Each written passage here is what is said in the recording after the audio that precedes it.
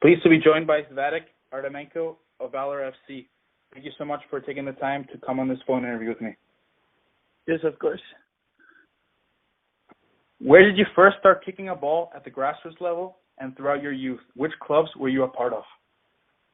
Well, I started playing soccer when I was 3 years old, and ever since then I've been motivated to play pro soccer. And I started off playing rec here in Winnipeg, and then when I turned 9 years old, I started playing for Phoenix, which is a club of the north part of Winnipeg. And then later on, I moved over to Bonnie Vital, and ever since then, I was playing soccer. Yeah.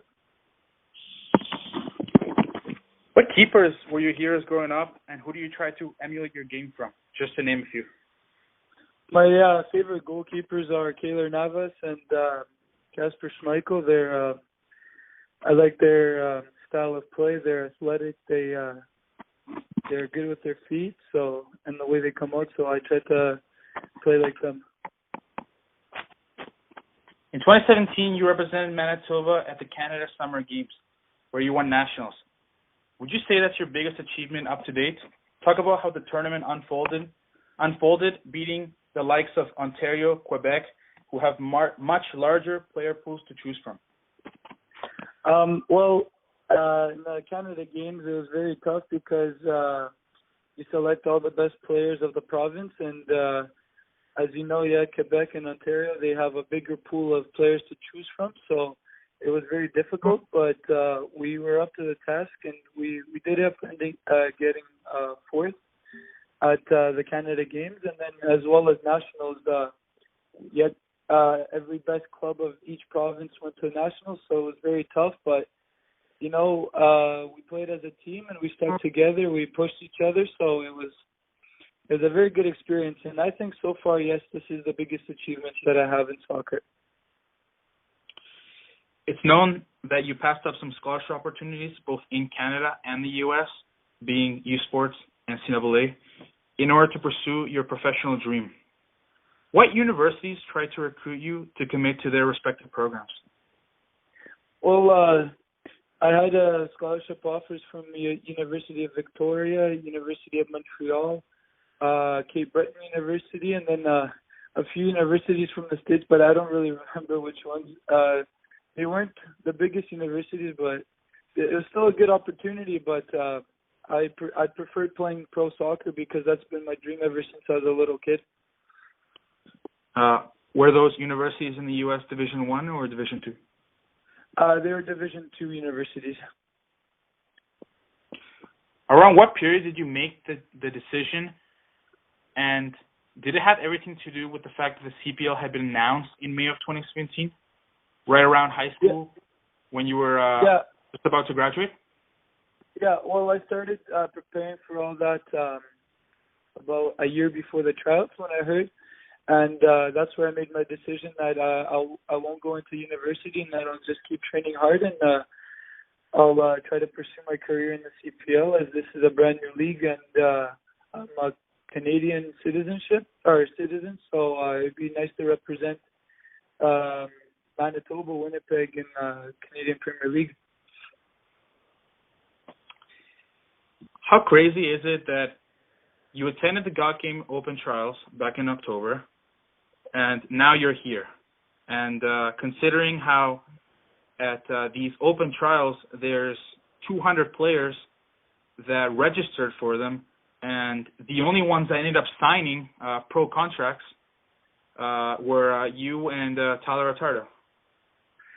Well, it was actually very difficult because, as you know, you had 200 people. Everyone brings in something that no one else has seen before, and it was a good competition. But I just stayed mentally strong, and I was that year in advance of preparing would help me a lot. So I came in very confident to the tryouts, and I'm a big believer of God, so it was all in God's hands after that. So I did my best that I could on the field, and everything else He took care of. Excellent. So fast forward to 5 months to March of this year, when you earned a preseason camp invite, both at home and in the Dominican Republic. Psychologically, what's going through your head, since your goal was to stick around from the very beginning and put pen to paper? Well, it was very good for me because I started training with the first team of Valour, and it was a very high competitive level. So, but that didn't get into my head. Every time I came into the practices there, I came in with the mentality that I'm already signed and that I'm a starter goalkeeper. So that helped me train better mentally and then physically. So, and I could show the best of my ability on the field. And all in all, it was a good feeling to go into the Dominican, and that I was the only player that wasn't signed yet from the God Game Open Trials that actually went. So that gave me more motivation to work. This year, you were sent on loan under Rob Gales' orders to play USL League 2, formerly named PDL, with WUSA Winnipeg in the Heartland Division. Individually speaking, did that first taste of semi-pro experience help you improve, considering just how busy you were, averaging 7 saves per game? Well, yes, it helped me quite a bit because it gave me an opportunity to show everything that I've been taught in practice with Valour, and I got to put it in a game situation. I was averaging about, I believe, 7-8 saves a game, and then a bunch of crosses and distribution, and which was perfect for me because that's what we were working with our coaches at practice. And it was very good for me. Even though we didn't get the results we wanted, I think I got to show myself very good. You were raised in Winnipeg. How special is it to play for Valour as opposed to, let's say, if you were to play elsewhere in Canada? Especially considering that Investors Group Field is an incredible stadium, hosted the Women's World Cup in 2015. Yeah, it feels really good to represent your own city that you grew up in, and there's a lot of support here for me. And it feels really good to represent your own city and your province, and that gives me more motivation to keep working harder and stuff. And we do have an amazing stadium here. I think one of the best in the league actually. So there's nothing better that we could do. Are you and the other 5 or 6 Manitobans quite close? Yes, I'm actually good friends with all of them. That's great. The club's goalkeeping coach, Patrick DeStefani, valuable experience, UEFA license, most notably coaching at Anderlecht Academy, the most winning club in Belgium. He played pro for many years. What's working with him been like? It's been very good. He's been showing a very high level of coaching to us. So especially because he's trained, as you said, Anderlecht Academy, and he's played pro many years. And this is my first year playing pro, so I have a lot to learn from him, and he's been a very good coach to me, I think. How strong is the goalkeeper union between Tyson, Matthias, and yourself on and off the pitch? Well, on the pitch, we all try to help each other. We all try to push each other in a positive way. If one of us makes a mistake, we bring you back to the feet, and then we push you to keep improving. And off the pitch, we're all good friends, and we all hang out and spend time together. So there is competition, but it's all positive, I think. So I played the position. I know the feeling of sometimes being in the 11 and then watching from the bench or even in the stands. Just how excited were you when you were first told you would be included in the matchday squad for the first time? It was an unbelievable feeling. The first time that it happened, it was in July. We had practice, and then I had my day planned out, and then on the day of the practice, I came in, and the coaches called me into their office, and they said that, how would you like to travel with the team? And honestly, I was shocked. I couldn't believe it at first. So it was a very good experience, and it was a very good feeling. So that's why I keep working hard, because you never know what could happen in sports. Is there a favorite place that you've gone to travel with the team? So far, the best place I think would be Victoria. It's a very nice place, and the atmosphere of their stadium is pretty good. And yeah, I think so far Victoria was the best. Being the youngest shot stopper at age 19, does that kind of help you get a bigger picture of sorts, considering how the other keepers are 22, 23, coming out of college, others are 26, 27, and so on, that this isn't a projection of just one season, but it's more so doing it consistently and staying in the game for longer periods of time? Yeah, it's tough being 19 years of age, training with players that already played pro for many years and at high levels. But again, I get to pick it up from them and learn from them. So with the league's intention to grow in a couple of years, I think that could help me grow as well with the league, and in a few years get the starting spot, I think. How realistic would you say you'd get a start from here until the end of the season? I really couldn't give you an answer for that, because that's all in the coach's hands. But I keep working hard every day, and I try to prove to them that I am worthy of taking the number one spot. But we're all good friends again with all goalkeepers, so there is. I don't feel bad being a backup, because like that I get to help the number one goalkeeper. I get to motivate him and push him to be better and stuff. But if there is a chance that I will ever step into the number one position, I keep training for that, and I'm ready for it. Off camera, you were telling me that 8-0 defeat against Cavalry at home, how the whole team felt it, whether you were out there or you weren't. How do you guys recover from that? And how's the team? And what do you guys have to do to come back stronger?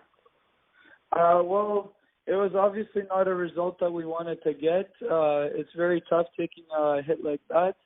But it happens in sports. Everyone has their off days, and we just have to put that in the past and focus on our next game. And all in all, it was a big defeat, but it was just one game. It's better to lose one game like that than to lose multiple like that. So I think we just have to put it in the past and keep working harder and try not to let that happen ever again. Svyatik, you were born in Ukraine. Your whole family is from there. Are you a dual citizen? Have you gone back there recently? I am not a dual citizen anymore. I used to have my Ukrainian passport, but since Ukraine doesn't allow it, a couple of years ago we got our Canadian passports. But yes, I have visited Ukraine back, and I wish I could go back there to visit sometime soon. At any point, have you ever thought of playing in the Ukrainian Premier League? Yes, I have. I've actually thought about it, but then once I heard that the CPL is coming, I decided to just stay here and get an opportunity to play in the city, which I mostly grew up in. So, but if there ever would be a chance to go play in Ukraine, I would consider it. Yeah, definitely, and to be fair, to have a honest analysis here, Ukraine's league's a very good league. I'd say it's top 20 in Europe. Yes, it is. I have to ask, though. I'm sorry? I have to ask, sorry. Who do you support? Shakhtar Donetsk or Dynamo Kiev? I'm a Dynamo Kiev fan. Why is that? Why is that? Because Dynamo Kiev always produces good Ukrainian talent. But Shakhtar, they're a team that bring in players from outside the country. So I think Dynamo Kiev is a good club for youth in Ukraine. And I don't know, Kiev. All my family relatives have been supporters of Dynamo Kiev in rivalry. So I kind of take it on from them too. Outside of soccer, do you have any hobbies and interests? Something you like to do on your spare time?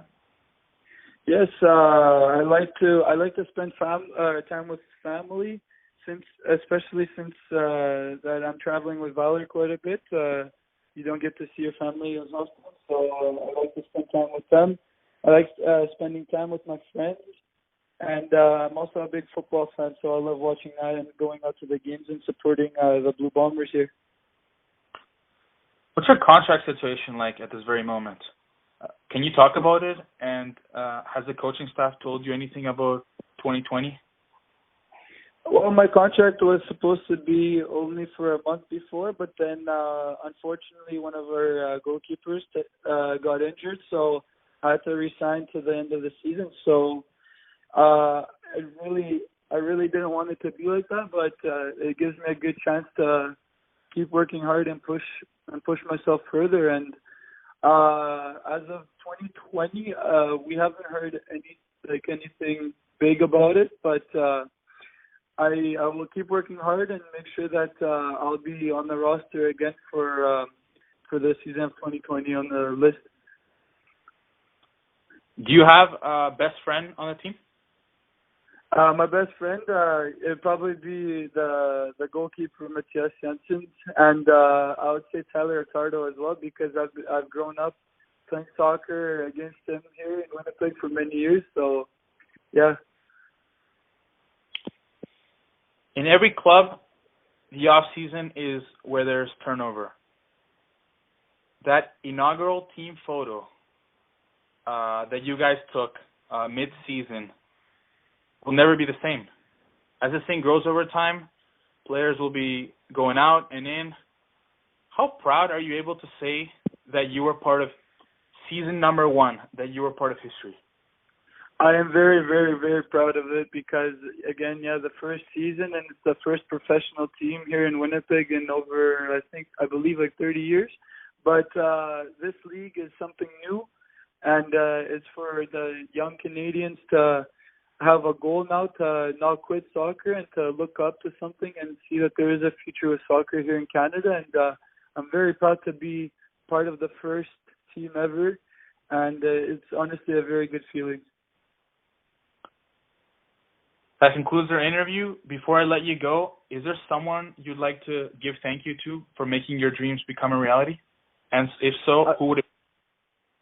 I would like to thank my parents for it because there was a point in time where I was thinking about ending my soccer career because I didn't see a future in it because I was playing club here in Winnipeg and there's no opportunities for me to go into with professional soccer. But my parents pushed me through it. They motivated me to keep training, and because you never know what could happen. And here I am now with Valour, so it's a very good feeling. So I'd like to thank my parents for that.